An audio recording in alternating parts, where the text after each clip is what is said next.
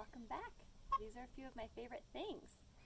So today we have that Holstein that we rubbed our egg mixture into, and I'm going to go ahead and unfold it. So this is how I had it folded while I had that egg mixture soaking in. So I'm going to unfold it. You can see I've got my frame here. I've got my tarp laid out, so I'm going to lay it out on the tarp in my frame, and then I'm going to show you how I frame it up.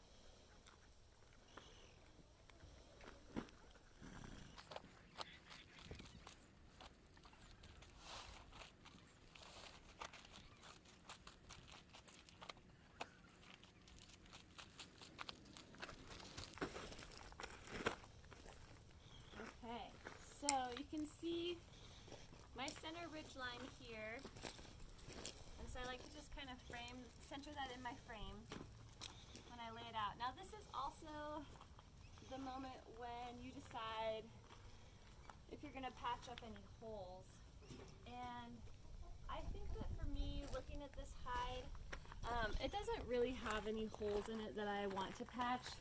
There is one hole. This hole here I wouldn't patch because I just am concerned it's going to make it pucker in a place I really don't want it to.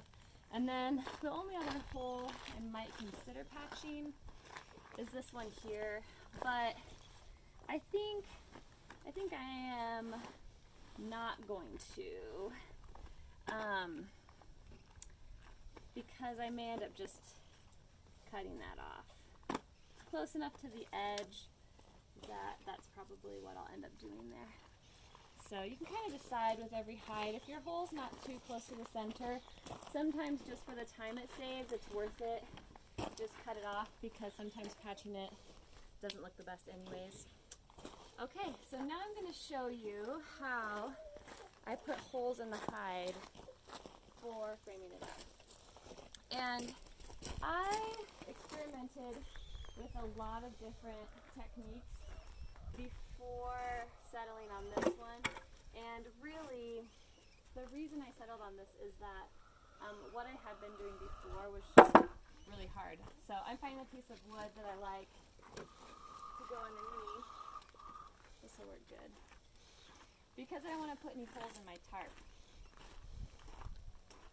So what I do, I initially started out putting holes in it with a pocket knife. I've tried a couple different knives putting holes in the hide, but what I found is that without fail the holes always ended up bigger than I wanted them, because the cowhide is so thick, the knife is so sharp. It would just be bigger, it would tend to slide. I had a really hard time getting consistent shape and size, and I found that my holes were tearing a lot, which I didn't like.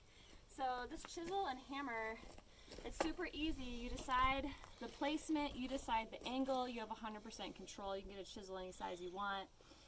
This is a 3/4 inch, and it works great for how I like to do my cowhides.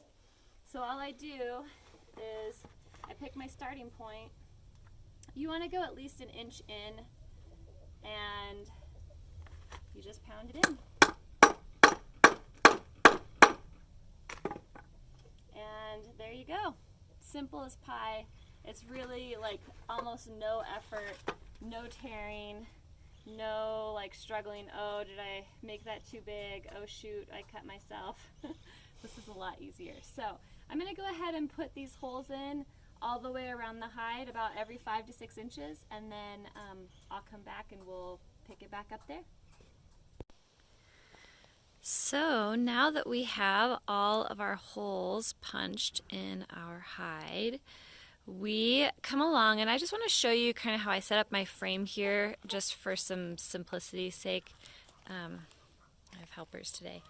So I came along to my frame, and what I did is I screwed in screws that have kind of a largish head, and I put those on there just so that I could come along when I'm framing up here, and you run your string through your hide, and then you come down and you wrap it around your screw there, and it just really saves a lot of length on whatever you're using to tie up your hide.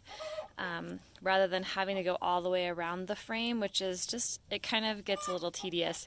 This is a lot quicker, it's a lot easier.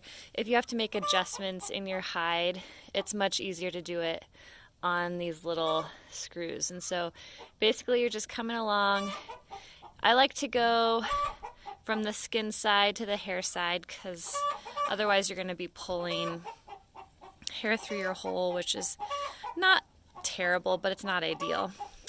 And you can work with whatever lengths you want. I oftentimes cut these into like 75-foot lengths, so I'm just not pulling quite as much through because that is a little time consuming. But it also means that you have more seams that you have to deal with. And so, like you can see here, this is a knot where one ended and I connected to the next. And when you're tightening your hide, you do have to pull those through the holes, which can be a little bit difficult. So I think there's pros and cons, and you might end up just experimenting and seeing what length is worth it to you, because again, the time and effort that it takes to pull a long length through contrasted with having to deal with lots of knots, it's a trade-off and really comes down to just personal preference. So you can go ahead and get all of your holes strung up on your frame, and then I will show you what we do after that. Okay, so this hide is in the frame. So you can see we've just got it going all the way around, tied into our screws. Every once in a while when you have an interesting directional hole where it seems like it needs to come back, you just do that. It's one of the things that makes the screws nice, because you can connect with any screw you need to get it to lay really nice and flat. Every once in a while you'll have a hole that'll pull through, you know, a thinner, weaker part of the hide. You can see I had one that started to pull through here, and so rather than messing around with that, I just said, okay, I'm not going to mess with that. So I just made a new hole near it in the thicker spot and a little bit further in, and so that's going to hold good. So now what I'm going to do is I'm going to start back at the beginning where I first connected onto my frame, and I'm just going to start tightening it down. And that just means like pulling the string shorter, starting to stretch the hide a little bit. Right now it's not stretched at all. It's just laying flat and relaxed, attached to the frame. And so now as I start to tighten it, I'm going to start to stretch it out and get a little bit of tension on these strings, and we'll see how things start to look.